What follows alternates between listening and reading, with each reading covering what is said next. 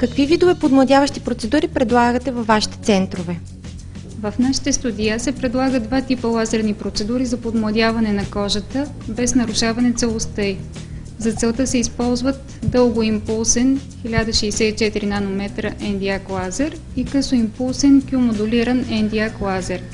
Какво е различното между двата лазера и в какви случаи се използват?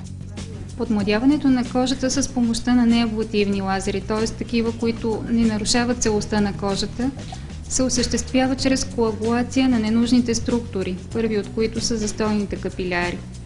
Погълнатата от хемоглобина на кръвта лазерна светлина инициира сложна фотохимична реакция, в резултат на която се стимулират спящите микросъдове, активира се функцията на фибробластите, уплътнява се слоя от колагенови влакна с разрушаване на междуклетъчният гел.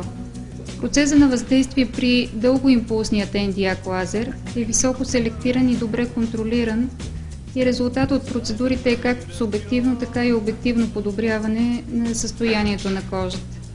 Постига се видимо освежаване и тонизиране на кожата на лицето, шията и деkolleтето, наблюдава се изглаждане на най-финните бръчици, намаляване на разширените пори, редуциране на дифузното зачервяване.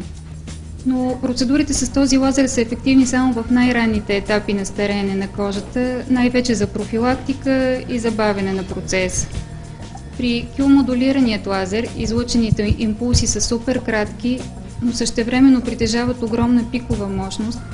Именно тази мощност на импулса на Q-switch лазерът позволява той много ефективно и точно да бъде използван за обработка на кожа с изразени признаци на стареене, както и хиперпигментации.